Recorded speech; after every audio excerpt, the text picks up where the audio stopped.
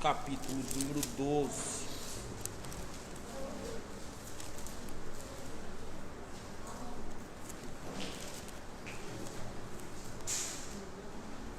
Não vamos nos alongar muito, mas eu acredito que esta palavra alcançará os nossos corações para a glória do nome do Senhor Jesus. Segunda Epístola de Paulo aos Coríntios, capítulo número 12,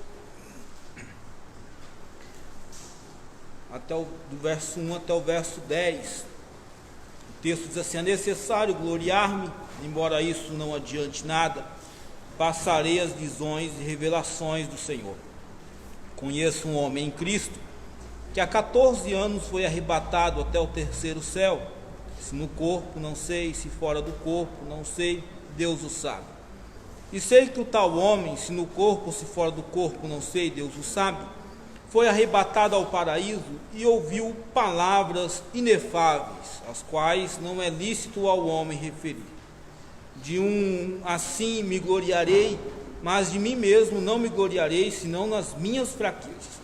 Ainda que me gloriasse, não seria nécio, porque estaria dizendo a verdade. Mas abstenho-me para que ninguém pense de mim mais do que em mim vê ou de mim ouve. E para que não me exaltasse pelas excelências das revelações, foi-me dado um espinho na carne, a saber, um mensageiro de Satanás para me esbofetear, a fim de não me exaltar. 3 vezes orei ao Senhor para que o afastasse de mim, mas ele me disse: a minha graça te basta, pois o meu poder se aperfeiçoa na fraqueza. Portanto, de boa vontade me gloriarei, não nas minhas fraquezas, para que em mim habite o poder de Cristo. Pelo que sinto prazer nas fraquezas, nas injúrias, nas necessidades, nas perseguições, nas angústias por amor de Cristo, pois quando estou fraco, então é que sou forte. Amém? Os irmãos podem se assentar em nome de Jesus. Vamos fazer uma breve reflexão daquilo que nos está proposto através da sua palavra. Essa palavra tem me inquietado o coração já há alguns dias, e eu quero tentar aqui em rápidas palavras compartilhar com os irmãos aquilo que o Senhor tem ministrado ao meu coração.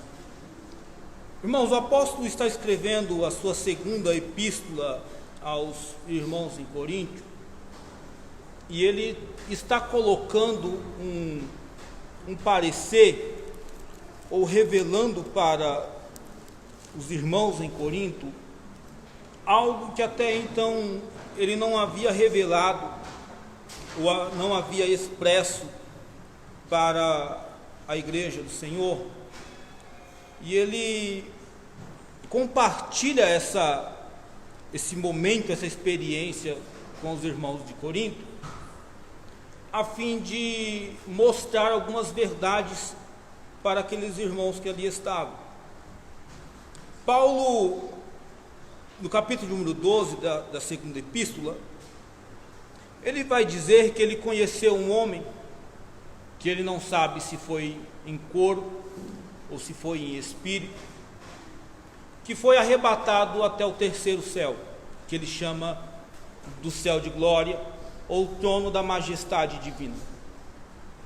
E quando ele é levado até este lugar, nos diz o apóstolo que lhe foi dado palavras que ao homem não seria lícito referir, ou não seria válido referir.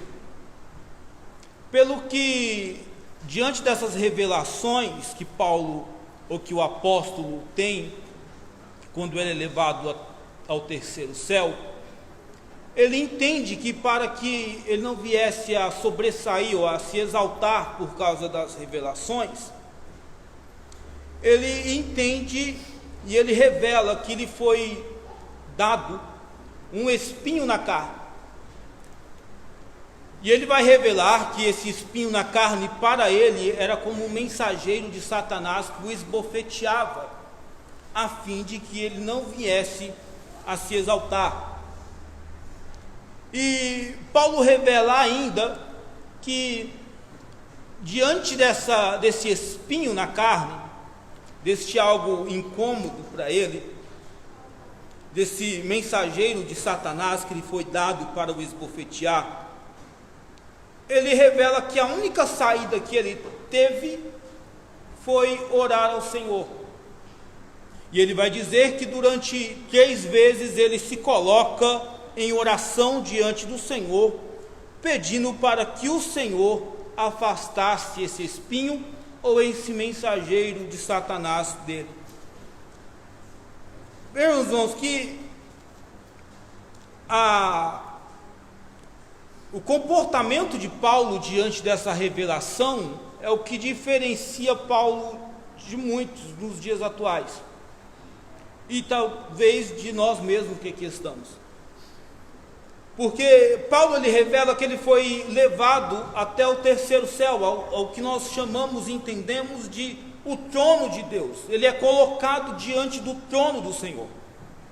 E quando ele é colocado diante desse trono, ele recebe revelações que até então ele percebe que muitos irmãos que ali estão com ele, convivendo com ele, ainda não tiveram. E pelo motivo dele ter recebido essas revelações, ou essas visões, ou essa palavra revelada diferenciada, ele podia em algum momento da sua vida vir a se ensoberbecer, ou permitir que o orgulho entrasse no seu coração e pensar que ele seria melhor do que alguém, em todos os sentidos de convívio. Pelo que também ele entende que diante dessa probabilidade de soberba, ou de orgulho, ou de envaidecimento, Deus não permite que ele viva uma vida de soberba, e vai permitir que um espinho na carne, algo que lhe alfineta, algo que lhe incomoda, algo que lhe perturba, algo que lhe tira a paz, algo que lhe atormente, e ele vai chamar esse espinho de um mensageiro do diabo, que não permite que ele venha se ensoberbecer, que não permite que ele venha se exaltar. Então existem situações na nossa vida que Deus permite para que nós não venhamos a nos ensoberbecer, para que nós não venhamos a nos exaltar, para que nós não venhamos a nos sobressair, a nos envaidecer diante daquilo que Ele tem feito na nossa vida, diante daquilo que Ele tem colocado na nossa vida, diante das portas que Ele tem aberto, diante dos milagres que Ele tem realizado, diante de todas as maravilhas, milagres e prodígios que Ele tem agido na minha, na sua, na nossa vida, na vida da sua igreja. Às vezes nós perguntamos assim a nós mesmos e dizemos: mas eu estou há tanto tempo na igreja, mas eu já vi tantas coisas, tantos milagres, tantos prodígios e tantas maravilhas, mas mesmo assim eu passo por luta, mesmo assim eu passo por prova, mesmo assim eu passo por privação. Pois bem, Deus permite que nós passemos por estes momentos para nós entendermos que a glória é dele, o louvor é dele, a honra é dele, porque é dele, por ele e para ele são todas as coisas. Glórias, pois, ao nome dele para todo sempre. Paulo vai dizer que há 14 anos ele tem essa visão. E há 14 anos ele convive com esse problema na sua vida, com esse mensageiro de Satanás que lhe atormenta, que lhe esbofeteia. Mas ele também percebe que esse mensageiro, que esse problema, que esse espinho na carne lhe leva a um posicionamento de humilhação. E dentro desse posicionamento de humilhação, a única escapatória que ele encontra é orar. A única chance, a única saída que ele encontra é ir para o lugar da oração. A única escapatória que ele encontra diante de tudo isso que ele está vivendo é ir clamar ao Senhor, é ir buscar ao Senhor, é ir se arrepender diante do Senhor, é se prostrar diante do Senhor, é se humilhar diante do Senhor, porque ele entende que foi Deus quem permitiu esse espinho na carne, somente Deus poderia afastar esse espinho da carne dele.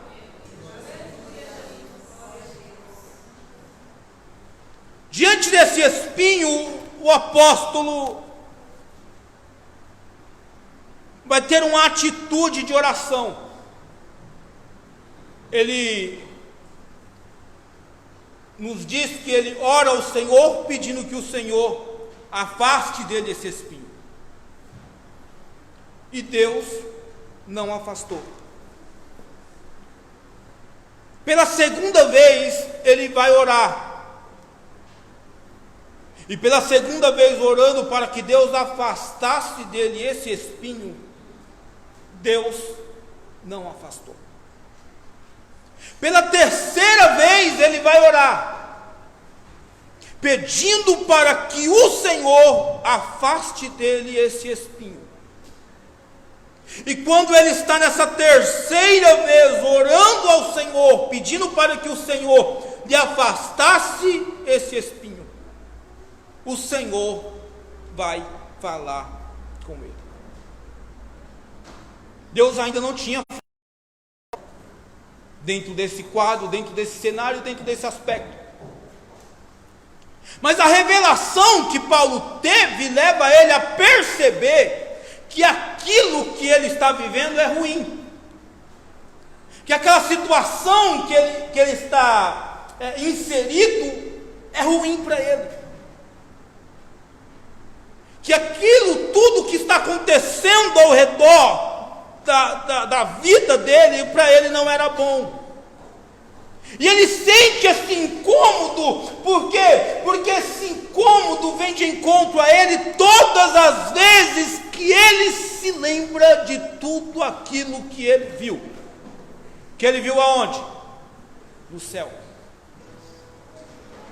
Quando ele lembra do trono, quando ele lembra de tudo aquilo que ele viu no terceiro céu, ele percebe que antes da sua alma se elevar, esse espinho na carne vem, e esse mensageiro de Satanás o esbofeteia e não permite que ele se exalte. Por quê? Porque aquilo que ele viu diante do trono é tão grande que diante da sua circunstância, diante do seu quadro de vida, ele não pode atingir. Ele vai dizer que as coisas que ele viu no céu, ao homem não era lícito falar, o homem não poderia saber, a não ser que Deus resolvesse revelar para o homem. E ele percebe que aquele espinho que ele tem na carne é ruim, porque aquele espinho que ele tem na carne não permite ele visualizar, contemplar e vivenciar dentro daquele lugar onde ele foi levado. Nós vamos ver em Isaías capítulo de número 6, que quando Isaías entra no templo para orar ao Senhor, Deus o leva a um alto e sublime trono, e quando ele chega diante desse trono, ele percebe que a orla daquele que está sentado no trono enche toda a casa. Ele percebe que ele não consegue visualizar o rosto daquele que está sentado no trono, e ele ouve vozes, e quando ele percebe, ou ele atenta para aquelas vozes, ele percebe que tem serafins que ardem fogo, voando de um lado para o outro, e clamando com as suas 6 asas, e clamando um para o outro, dizendo: Santo, Santo, Santo é o Senhor dos exércitos, e toda a terra está cheia da tua glória. Pelo que nos diz, irmãos, que Isaías, quando viu aqueles anjos gritando santo, santo, santo, ele caiu, ele se prostrou, ele se joga no chão, ele desmaia, ele perde as forças, e a única coisa que sai da sua boca é: ai de mim que estou perecendo, ai de mim que sou um homem de lábios impuros e habito no meio de um povo de impuros lábios. Isaías percebe que a condição dele é muito inferior. em relação ao lugar que ele está, e diante da sua condição, e dentro daquele lugar que ele está, ele sabe que a única coisa que lhe pode acontecer é morrer.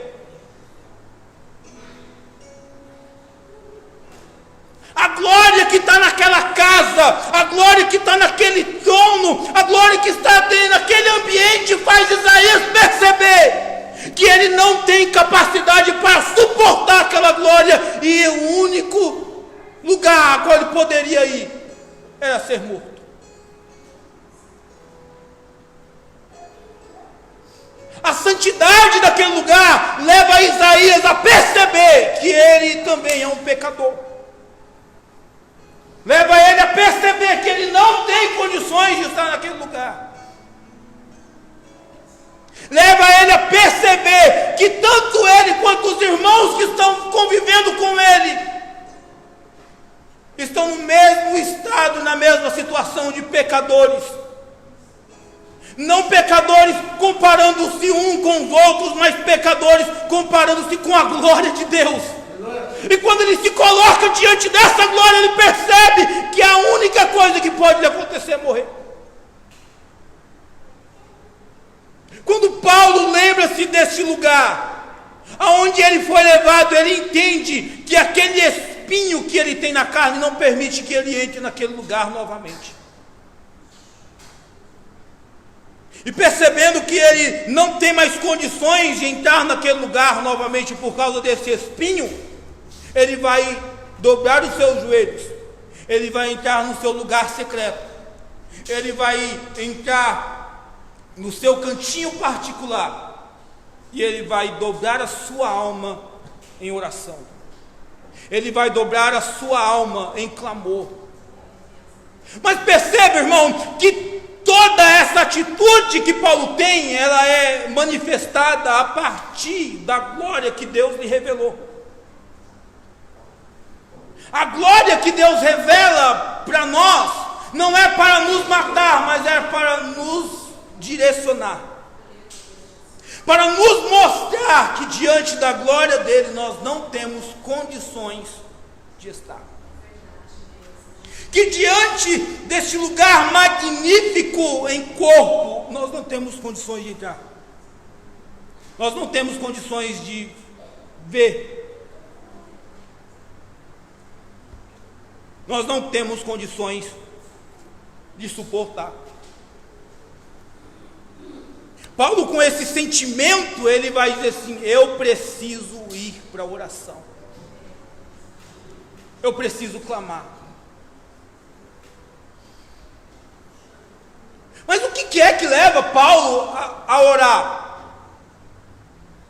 O que leva Paulo a dobrar os seus joelhos diante do Senhor?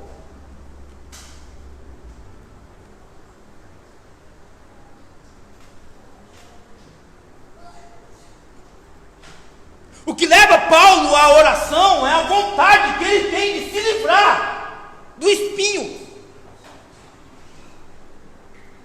O que leva Paulo para os pés do Senhor é o desejo, é a vontade ardente que ele tem de se livrar daquele espinho. Por quê? Porque ele entende que se ele se livrar daquele espinho, ele pode contemplar a glória daquele lugar ao qual ele foi levado. Ele entende que se ele se livrar daquele mal, daquele tormento, daquela perturbação que está assolando a sua vida, que lhe está esbofeteando, ele pode contemplar a glória, o poder e a majestade do Senhor. Então o desejo de Paulo de se aproximar de Deus leva ele para a oração.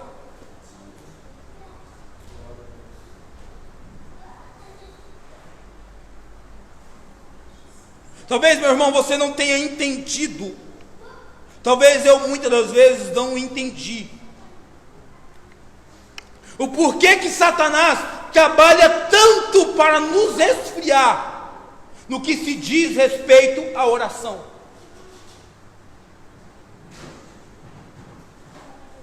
E ainda mais que ele percebe que se nós sentirmos esse desejo de mudança mudança de comportamento, esse desejo de mudança de comportamento nos leva para a oração, e a oração nos leva a ouvirmos Deus. Então ele vai trabalhar para interromper este caminho, que é o caminho que pode te levar novamente a entrar nos céus e contemplar a glória de Deus. Então, como que ele vai agir? Cauterizando a sua mente, cauterizando a nossa mente e colocando na nossa mente que o nosso pecado Deus já perdoou.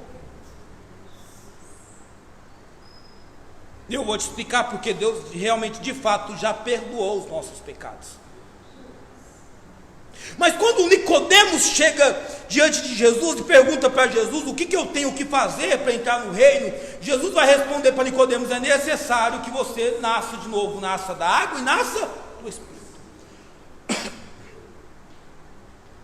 E aí nós vamos entender que realmente Jesus perdoou o nosso pecado, que Jesus morreu para nos perdoar do nosso pecado. E aí você precisa entender isso: Jesus morreu para nos perdoar dos nossos pecados e não para nos autorizar a vivermos uma vida de pecado. Porque se ele tivesse dado para nós autorização de vivermos uma vida em pecado, ele não teria dito para Nicodemos: necessário te é nascer de novo. Ele não teria dito para alguém: olha, se você quiser vir após mim, dia após dia, negue-se a si mesmo, tome a sua cruz e venha após mim. Ele não diria que cada um de nós deveríamos aborrecer nossos pais e mães e depois virmos após ele para adentrarmos no reino celestial.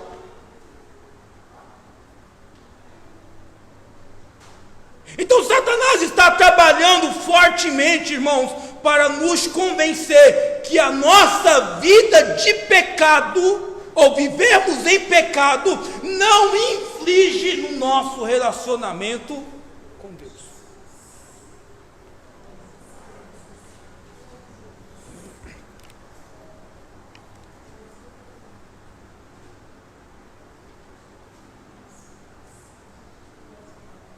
Parece contraditório, mas não é.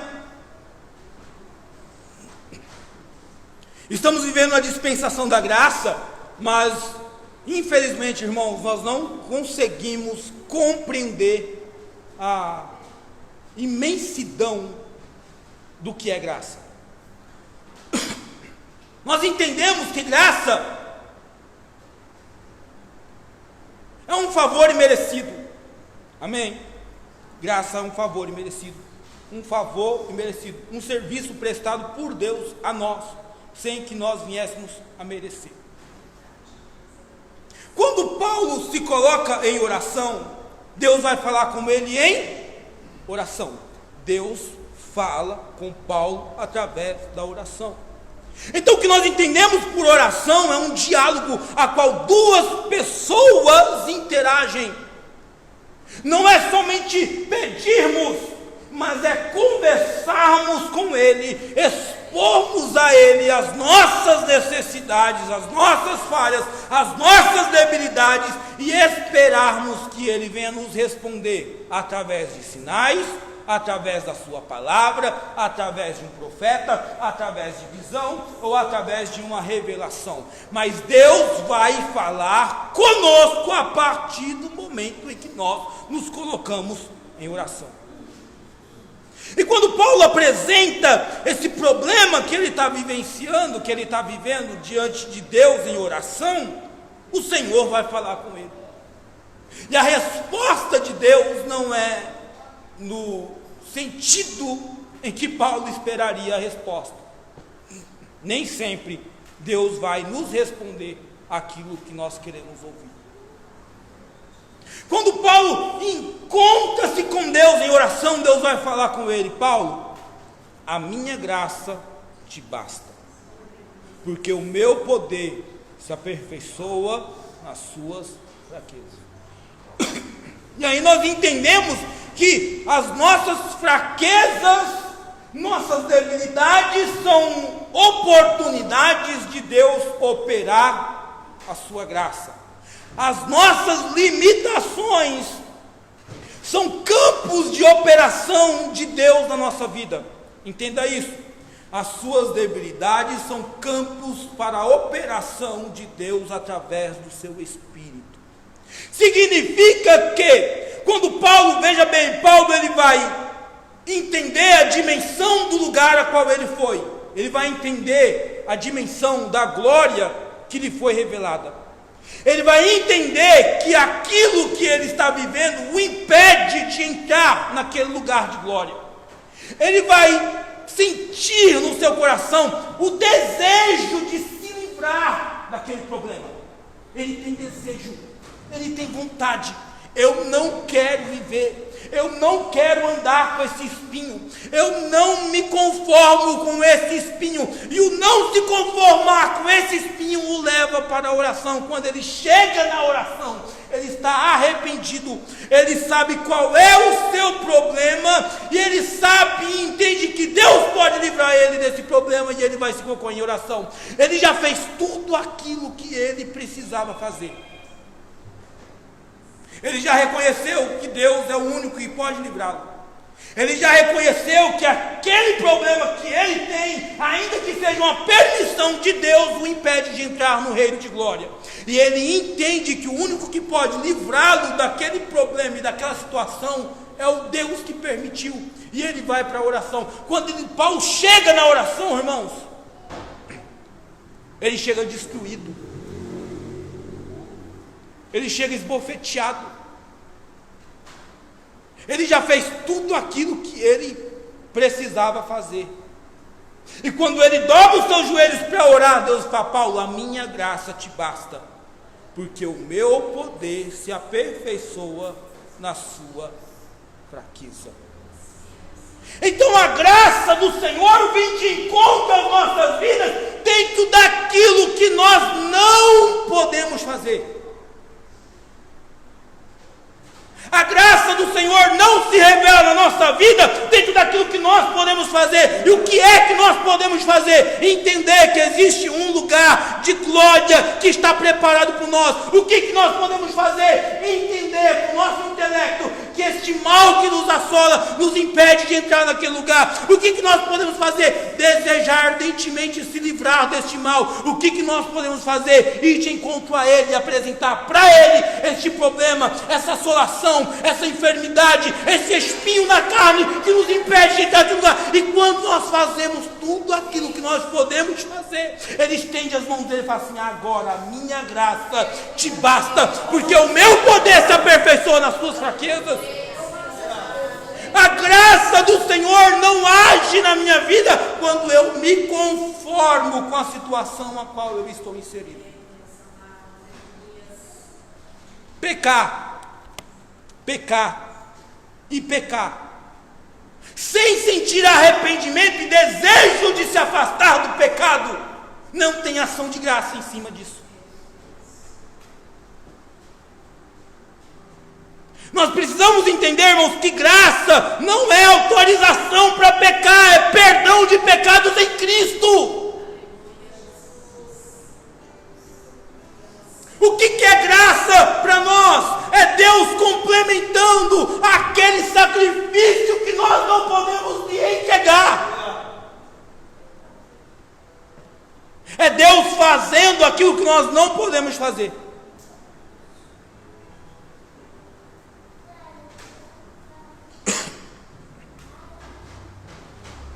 Todas as vezes, irmãos, que alguém ia conversar com Deus, eles entenderam que o caminho para conversar com Deus era através de sacrifícios, em pedido de perdão pelos seus pecados. Então o que eles faziam? Eles sacrificavam e depois eles se apresentavam diante de Deus. Eles entendiam que sem esse sacrifício eles não podiam se apresentar diante de Deus. Quando Deus, no meio do deserto, levassem um sacrifício, cada um de acordo com a sua renda, cada um de acordo com a sua. A pessoa, o chefe da família, chegava até a porta do templo, se encontrava com o sacerdote, ia até o altar do sacrifício.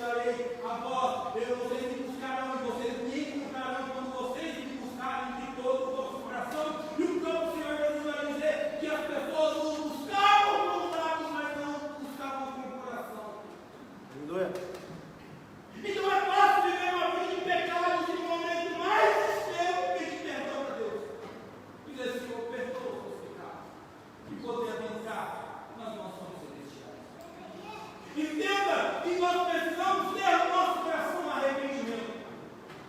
E nós precisamos ter o entendimento de que a nossa situação atual nos impede muitas das vezes de adentrarmos ao Senhor.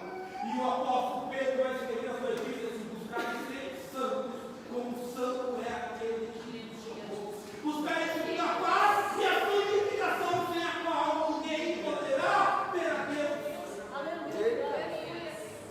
Então não há necessidade de preparação na nossa vida, de arrependimento, de pesar por causa do pecado, para que possamos adentrar na presença do Senhor. Quando Paulo chega nesse lugar, coração, entendendo tudo isso, Deus vai olhar, Deus vai conversar com Paulo e dizer: Paulo, a minha graça te basta. A minha graça te basta. A minha graça te basta. A minha graça te basta. A minha graça, Paulo, te basta.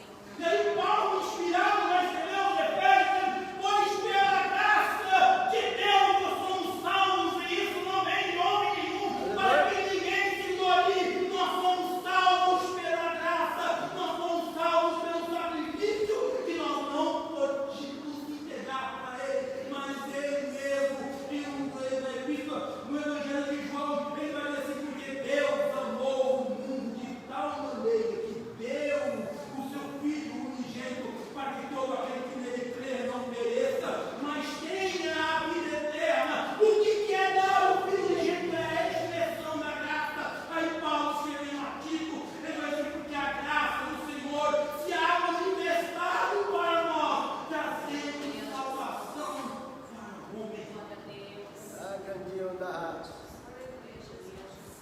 O que é graça? É o sacrifício que nós não poderíamos entregar. E Ele se fez sacrifício por nós e se entregou por nós. Para que é graça?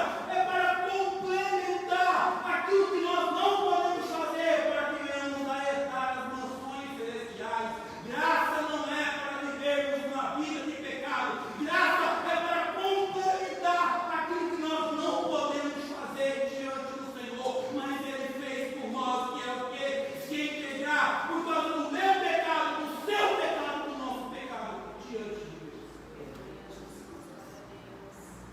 Aí quando Deus está falando com o seu povo através de Isaías, ele vai assim: porque um menino nos nasceu, mas um filho sobre eles está.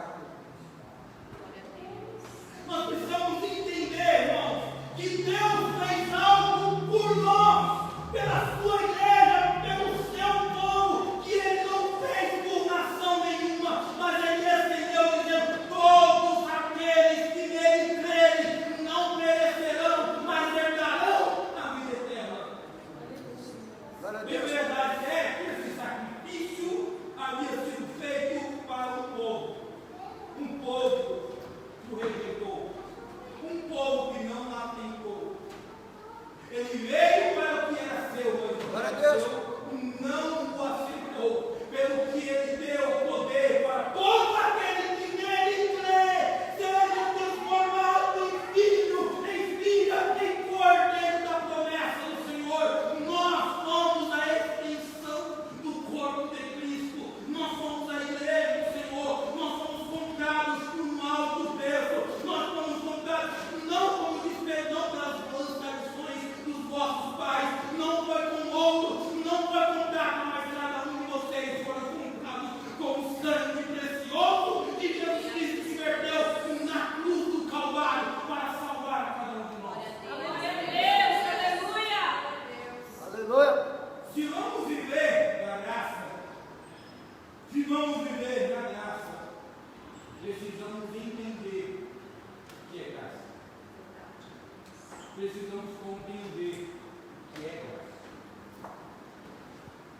Eu só quero que você se lembre disso: graça não é autorização para pecar. Graça é perdão dos nossos pecados na pessoa do Senhor. Graça é o perdão dos nossos pecados na pessoa do Senhor Jesus. E Ele se entregou por nós, o texto vai dizer que ele foi levado como um cordeiro mudo para o matador. Não murmurou, não tentou se esquivar, porque também me deu direito de quando estava no alto do madeiro, orar e dizer: está consumado, está pago, está quitado.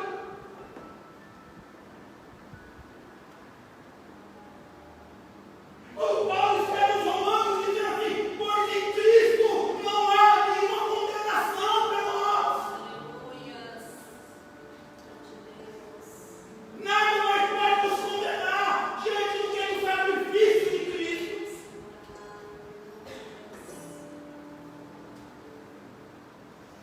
Pelo que o apóstolo vai dizer que ele levou sobre o madeiro e gravou no madeiro a cédula de acusação que tinha contra nós.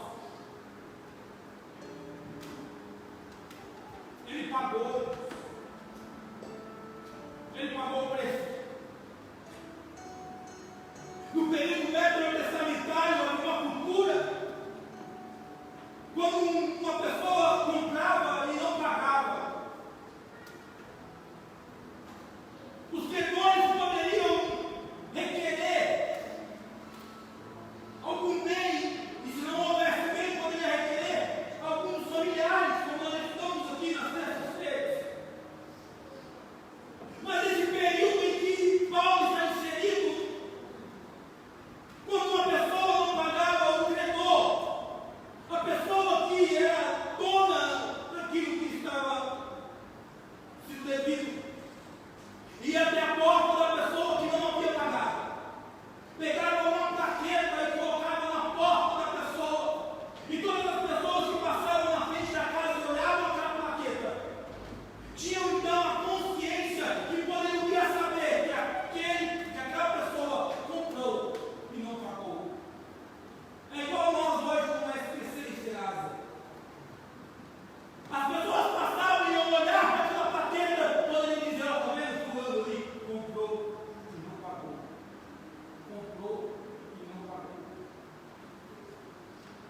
Só que se